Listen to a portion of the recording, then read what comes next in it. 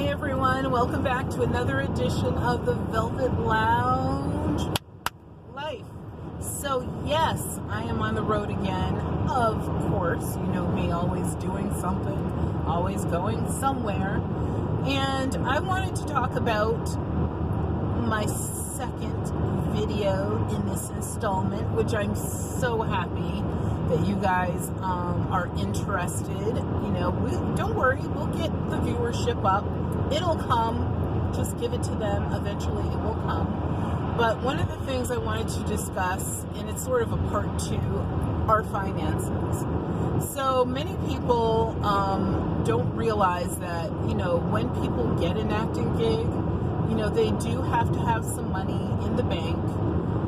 Some people put it on a credit card in order to make sure they can, like, complete their obligation. Why?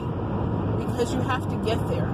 So initially, you will have to pay for some transportation, unless they have someone picking you up.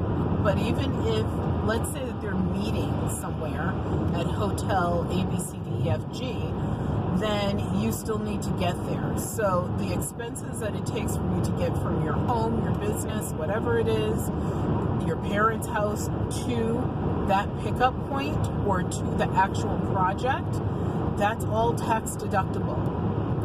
The other thing to remember is if you need your equipment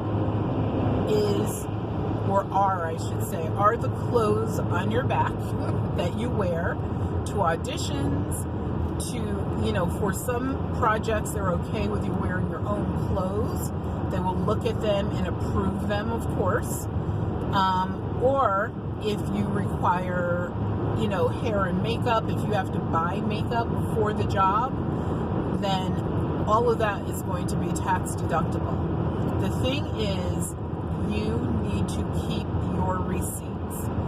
We talked about this in the previous video. You need to, what I do anyway, because I don't want issues, or if I am audited, I want to be able to easily give over any information without having to go jump through hoops or dust off my paperwork, or go through 100 million emails, and that's not even a number, I just made it up. But just to show you that it can be a pain if you ever have to do that. So what I do is I actually print out any instructions that I receive for auditions and for actual work. And or if they tell you we'll give you instructions upon arrival, because the initial day is just going to be a rehearsal day or something like that. I've had that happen on a movie, not the last movie I worked on, but a movie I worked on some years ago. And what you do is, when they give you that paperwork, you should be able to keep it, or at least get a copy of it, so that you can then take any of what I do is take my receipts and everything from that project and put it into a file, and everything that involved that project is now in one place in a drop file. Remember drop files? And then what I will do when I get time is I will take all the information and put it into a spreadsheet that I keep, so that I know how much money I spent on the project, and I know how much money I earned from the project. And remember, in that drop file, you're also putting your pay stub. And I always take a photocopy of my check as well. And I do that for my own private archives, as well as for the tax, you know, all tax reasons, of course. But that way, when it comes tax season, not only do you have all your paperwork and receipts in one place, but you can print out that spreadsheet. And usually my tax people, I can hand them over my my spreadsheet, and they rarely look at my receipts. They will sometimes just spot check a few things, but even then, I don't think they've done that in a very long time, and then I'm all set. But at the end of the day, this is really a twofold task, and you're killing two birds with one stone. Forgive me, birds. I love birds so much. are also making sure that you have an idea of how much money it costs you to work on that project. So if you are earning, let's just say, and I'll just use a round figure just to make it easy, but honestly, most projects pay about $300 a day. And some pay like by the hour and overtime after 8 hours, it's time and a half. Some of them pay you a set fee and that is it. However, regardless, 80% of legitimate projects will let you know up front before you ever send your information in, your resume, your photos. They will let you know what the pay is in the casting notice. Now I say 80% because nothing's perfect, everything's fluid in this industry. So yes, there may be some that will, maybe they'll base it on experience. I've never had that happen, but I've seen that in casting notices, rarely, but sometimes. Some of them are very specialized. For example, there's a gig that my name is in for a medical device company, and the way they're doing it is a little bit different, and also they're trying to get approved for a couple things, and I think one is SAG and AFTRA, so hopefully, I hate to say it, they don't get approved for it because I'm not like part of that group. I'm still deciding whether or not I want to be part of that group, but anyway, so that's why I'm using 80% as my number. It could be 90%. I'm just using 80. So what you do want to do is, like I said, for your taxes, make sure that you have a folder, a file. I mean, you could do it electronically, whatever you want to do, as long as if you are audited by the IRS, you are able to prove that you worked on those jobs and prove that these expenses that you claimed on your itemized deduction sheets are legitimate and belong to those projects or belong to your overall work.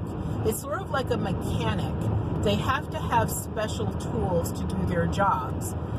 Now, if they take those tools and they no longer use them for their job because now they're not a mechanic, they're now a brain surgeon, then they can't deduct the cost and the expense of those tools on their taxes because they will have no proof that they are still a mechanic. They're a brain surgeon now. So I know that's like an extreme example, but I just want 3/4 of a mile. Keep left toward Connecticut 8 North. I just want you to know that you can be audited. And why can you be audited? Because basically you are an independent contractor. So that's just the way it is. If you own a business, like I've owned a business now for going on 12 years, I believe it is. We're very careful with our records because we don't want to have to left toward Connecticut 8 North. We do not want to have to deal with, if we're audited, I'm totally fine with being audited. Right to I-84 East. Wait, okay, now it's telling me to keep right? That's really weird. You heard that. It said left, and then it said right. Very bizarre. But anyway. Continue on I-84. Well, we need to stop. Great. Now we're in rush hour traffic. But so you just want to be aware that if you're audited, not a bad thing. The reason that most people panic when there's a tax audit is because their paperwork is not in order, or because they know they're shady. They're shady as you know what. So they know that, and they know that they don't have legit paperwork to prove anything. So that's why they get nervous. If you have your stuff in order, no need to be nervous. These people are just doing their jobs. And you should do your job by making sure your paperwork's in order. And also, as I stated, it is important, I think, to know if you're working on a job, and let's say they're paying you $1,000. to do this, you're working for 3 days, you get $1,000. I'm putting my glasses on because I have to watch all these signs. And by the time and let's say that you live in Connecticut and you have to fly to California for this project. That means you have to fly cross country. So the airfare is not going to be $100. It's going to be at least a few $100s probably. So that's your one expense. Then let's say that you don't have relatives there or friends that you can stay with or that will allow you to stay with them, or whatever happens, you can't stay with them. Then you will have to have alternative living in a hotel or in an Airbnb, which all cost money. Or hostel. So what you will have to do is pay for that. And sometimes what will happen is you can pay for these items and you will get reimbursed later from the studio. Many times what will happen is they will tell you that those expenses are not included. I've had transportation paid for, but I've never had living expenses paid for before, ever. So what I do is I save, of course, and what I do is not only does, of course, the hotel email me a receipt, like my itemized receipt. I just ask them for a copy at the front desk so that there's no reason, there's no hesitation in me dropping that in my file. They printed it for me. Might as well. I paid who knows how much to stay on their property. And you're done. If you drive, the fuel that you used along the way, you need to ask for receipts for, so that you can subtract that from your taxes. Oh God, why is this recalculating? I think I know why this is recalculating. Damn you, Satan. And I think I see what is going on. I don't know why this is recalculating. I am on the right route. I know this. I've been here before. But maybe we've been having a lot of construction in little pockets. And my husband, when he's on his way to work, he's been so complaining because the traffic is so backed up. It's crazy. And I was hoping to get back in time to avoid some of that, which maybe I am. So yes, I was on an adventure. Miles. Take exit 27 on the right 27 to I-691 East. Nice. So just some things for you to know. I think it's important to itemize those things in a spreadsheet so that you know how much money you made versus how much money you spent on the project. And of course, if you're being reimbursed for anything from the studio, that will be in the instructions that they give you. Don't try to double dip and subtract something that you're getting reimbursed for, because that may end up putting you into a conundrum that you do not want to be in legally with the IRS. And also, for your tax people, obviously it makes it easier, and they're going to be like, wow, you're so organized.